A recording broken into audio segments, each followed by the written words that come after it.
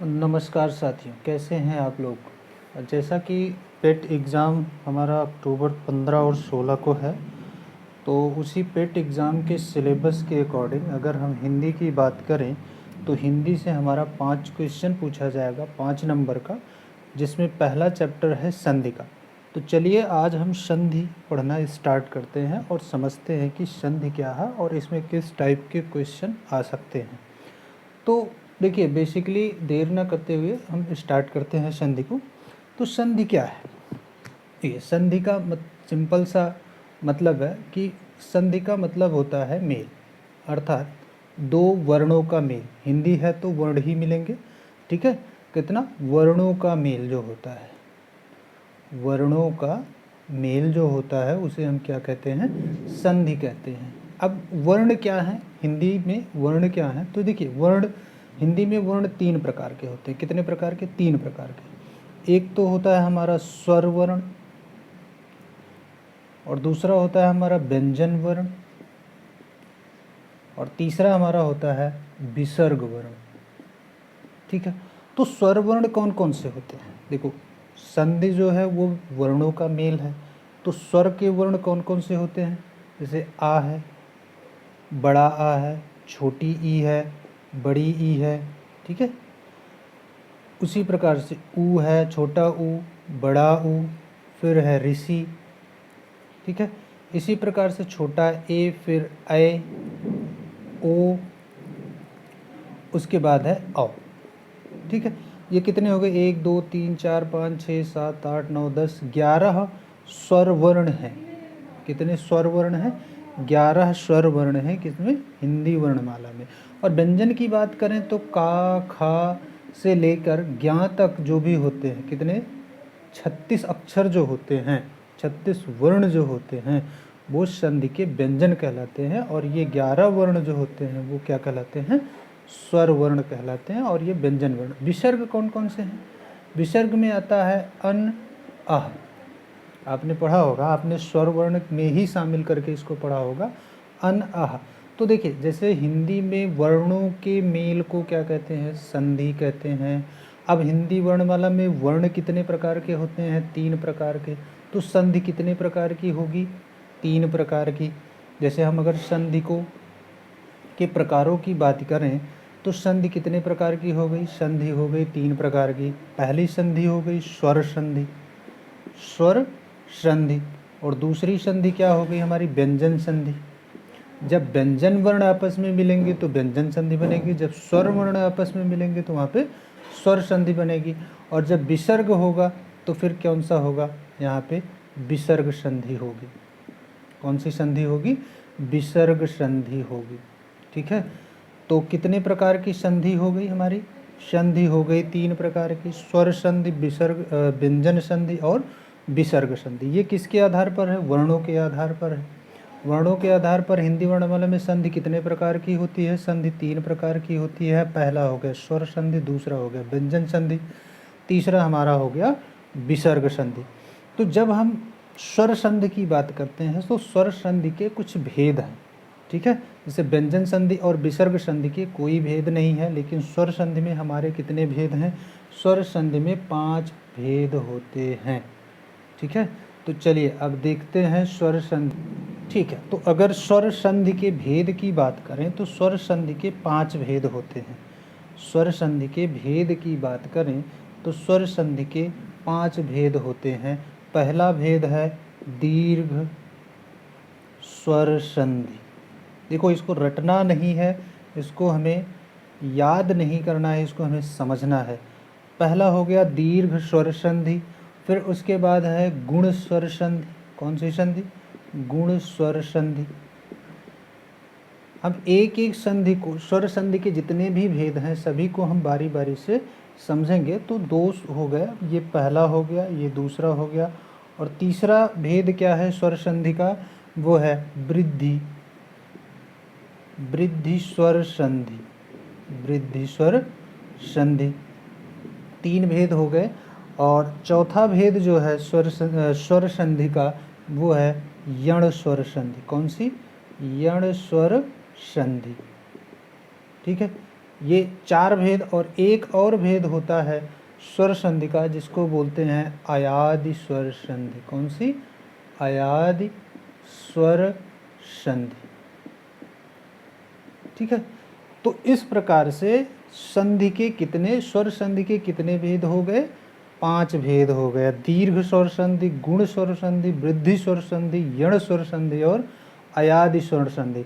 5 प्रकार की स्वर संधि होती है। अगर आपसे पूछा जाए संधि कितने प्रकार की होती है, तो संधि 3 प्रकार की होती है। स्वर संधि, व्यंजन संधि और विसर्ग संधि। कौन कौन सी? स्वर, व्यंजन और विसर्ग।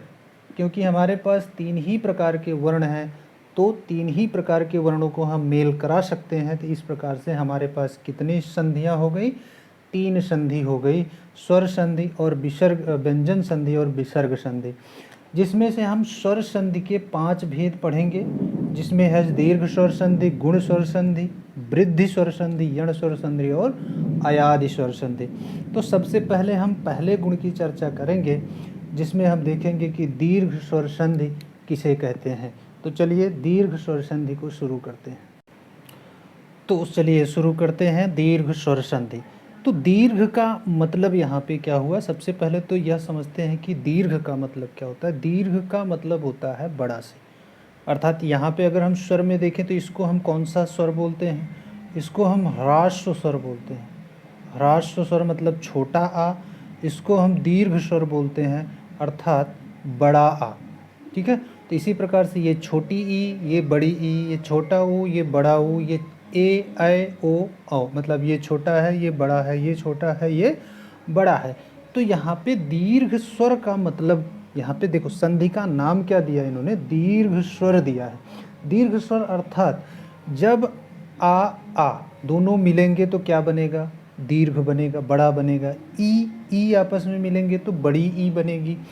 ऊ आपस में मिलेंगे तो बड़ा ऊ बनेगा। इसी प्रकार से ए ऐ और ओ मिलेंगे तो ये दोनों क्या हो जाएंगे? दीर्घ हो जाएंगे, अर्थात ये बड़े हो जाएंगे।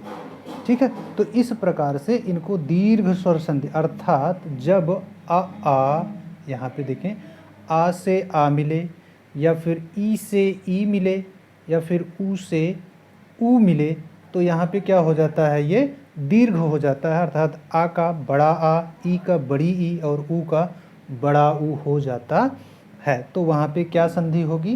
दीर्घ स्वर संधि होगी। ठीक है, तो जैसे हम एग्जाम्पल से समझते हैं, तो पहला एग्जाम्पल देखते हैं क्या है? अन्न, धन, आभाव। अब यहाँ पे देखें तो अन्न, धन, आभाव में ना में क्या है? अगर ना में बात करें तो छोटा आ है, और यहाँ पे क्या है? बड़ा आ की मात्रा है। तो यहाँ पे क्या हो जाएगा? तो यहाँ पे जैसे हमने बताया कि यहाँ पे क्या है? छोटा आ है, और यहाँ पे क्या है? बड़ा आ है। ये छोटा आ और बड़ा आ मिलके क्या बनाएगा? दीर्घ बनाएगा, दीर्घ स्वर संधि, अर्थात ये क्या बन जाएगा? बड़ा आ बन जाएगा। और देखिए संधि में सबसे बड़ी बात यह होती है कि जो शब्द मिलते हैं, जो दोनों शब्द मिलते हैं, वो एक अर्थपूर्ण शब्द होते हैं, उनका कुछ ना कुछ अर्थ होगा। अगर अर्थपूर्ण शब्द नहीं है तो वह प्रॉपर संधि नहीं मानी जाएगी। अब यहाँ पे देखिए वर्णों का मेल हो रहा है, यहाँ पे छोटा आ और यहाँ पे बड़ा आ, तो दोनों आपस में मिल के क्या बन जाएंगे? बड़ा आ बन जाएंगे। तो इसको क्या बोलेंगे? देखो ना में छोटा आ मात्रा, यहाँ पे बड़ा आ मिलेगा तो क्या हो जाएगा? ये अन्ना भाव। क्या हो जाएगा? अन्ना भाव हो जाएगा, अर्थात अन्न का आभाव। यहाँ पे ध्यान देने वाली बात यह है कि ये आ है छोटा आ, और यहाँ पे है बड़ा आ। छोटा आ से जब बड़ा आ मिलता है, ये दोनों देखिए सजातीय हैं। कौन से स्वर हैं? सजातीय स्वर। इनको कौन सा स्वर बोलेंगे? सजातीय स्वर। सजातीय स्वर हैं। सजातीय स्वर का मतलब एक ही प्रकार के स्वर हैं, छोटा आ और बड़ा आ। छोटी ई और बड़ी ई भी एक सजातीय स्वर है, लेकिन अगर हम कहें कि आ से अगर ई का मेल होता है तो वो कौन से स्वर हो जाएंगे? वो विजातीय स्वर हो जाएंगे। ठीक है, तो इस प्रकार से यहाँ पे अगर देखा जाए, इसको हम थोड़ा सा इरेज कर देते हैं। देखिए जैसे यहाँ का इसमें का छोटा आ गया और इसका बड़ा आ मिल के एक बड़ा आ मिला बन गया, अर्थात यह दीर्घ बन गया, तो यह कौन सी संधि हो गई? दीर्घ स्वर संधि हो गई। तो एग्जाम्पल नंबर 2 देखते हैं, देव धन आलय। देव धन आलय, अर्थात देखो यहाँ पे क्या है? छोटा आ है प्लस यहाँ पे क्या है? बड़ा आ है, दोनों मिलके क्या हो जाएंगे? फिर से क्या हो जाएगा? बड़ा आ बन जाएगा, अर्थात यह दीर्घ हो जाएगा। जब दो सजातीय स्वर आपस में मिलते हैं तो वो बड़ा बन जाता है, अर्थात वह दीर्घ बन जाता है, जिसे हम क्या कहते हैं? दीर्घ स्वर संधि कहते हैं। सजातीय स्वर आपस में मिल रहे हैं, ठीक है, स्वर संधि की बात हो रही है, दीर्घ स्वर संधि। तो ये क्या हो जाएगा? दे वा में क्या हो जाएगा? बड़ा हो जाएगा, वा क्या हो जाएगा? बड़ा हो जाएगा, और यल लय ऐसे लिख उठेगा। ये जो है इसके साथ छोटा आ के साथ मिल गया तो यहाँ से गायब हो गया, और ये बड़ा वा के देवालय हो गया, ठीक है। तो जैसे है, अब हम दूसरा देखते हैं, जैसे रवि, तीसरा, जैसे रवि धन इंद्र, ठीक है। तो इसमें क्या हो जाएगा? ये कौन सी ई है? छोटी ई की मात्रा है, प्लस ये कौन सी है? बड़ी ई की मात्रा है, या फिर छोटी ई की मात्रा कह सकते हैं आप, या ये बड़ी ई की मात्रा। इंद्र में ऐसे होगी, ठीक है। ये बड़ी ई की मात्रा, छोटी ई की मात्रा और बड़ी ई की मात्रा आपस में मिलेंगे तो क्या हो जाएगा? हमारा बड़ी ई की मात्रा बनेगी। बड़ी ई की मात्रा बनेगी तो क्या हो जाएगा? ये बा में, देखो वा में पहले छोटी ई की मात्रा थी, लेकिन इस ई से मिल के दोनों का जब मेल होगा, रवि का अर्थ दूसरा होगा, इंद्र का अर्थ दूसरा होगा, लेकिन जब आपस में ये दोनों मिल जाएंगे तो एक तीसरा अर्थपूर्ण शब्द बनेगा, जिसे ही, इसी को तो संधि कहते हैं। जब दो शब्द आपस में मिलकर एक तीसरे नए शब्द का, नए अर्थपूर्ण शब्द का निर्माण करते हैं तो उसे ही क्या कहते हैं? संधि कहते हैं। तो जैसे रवि, अब ई और ई मिलके बड़ी ई, तो वा में बड़ी ई की मात्रा लग जाएगी, और यहाँ पे क्या हो जाएगा? ये रवींद्र हो जाएगा, ठीक है। क्या हो जाएगा? रवींद्र हो जाएगा।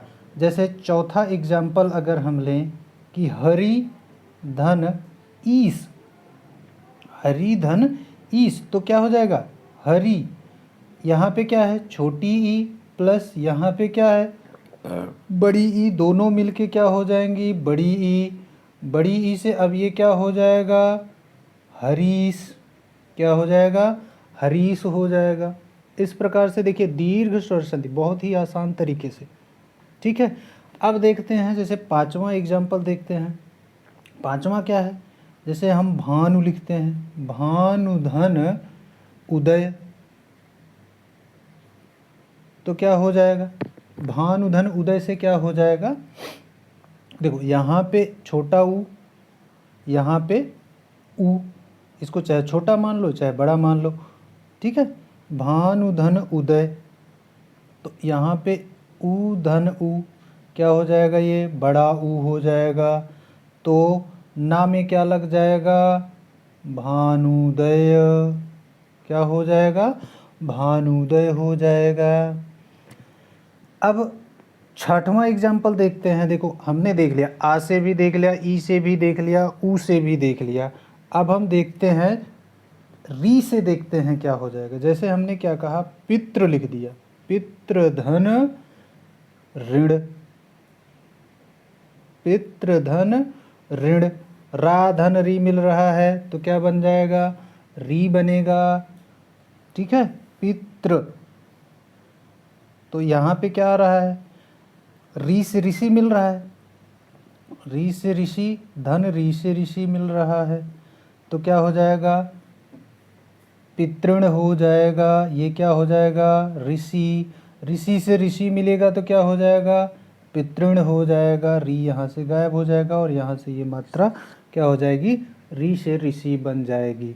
तो इस प्रकार से क्या हो गया हमारा? दीर्घ स्वर संधि का एग्जाम्पल हो गया, और दीर्घ स्वर संधि आपको समझ में भी आ गई होगी। उम्मीद करते हैं कि अब दीर्घ स्वर संधि से जो भी क्वेश्चन आएगा आपको बड़े ही आसानी से समझ में आ जाएगा और आप उसको बड़े ही आसानी से हल भी कर पाएंगे। तो देखिए जैसे दीर्घ स्वर संधि को एक बार फिर से समझ लेते हैं कि आ और आ सजातीय स्वर मिलते हैं। दीर्घ स्वर संधि में कौन से स्वर मिलते हैं? सजातीय स्वर मिलते हैं। ये हमारे पास 11 स्वर हैं वर्णमाला में, इसमें से जब सजातीय स्वर मिलते हैं तो ये अपना दीर्घ रूप धारण करते हैं, अर्थात बड़ा रूप धारण करते हैं। ह्रास्व और दीर्घ दो प्रकार के स्वर होते हैं। ह्रास्व उसे कहते हैं जो छोटा होता है और दीर्घ उसे कहते हैं जो बड़ा होता है। अर्थात जब छोटा बड़ा या छोटा छोटा मिलता है या बड़ा बड़ा मिलता है तो वो कौन सा रूप धारण करता है? दीर्घ रूप धारण करता है, अर्थात उसे कौन सी स्वर संधि कहेंगे?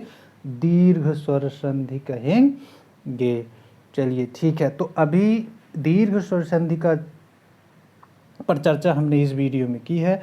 नेक्स्ट वीडियो में हम देखेंगे स्वर संधि का अगला भेद, जो कि है गुण स्वर संधि।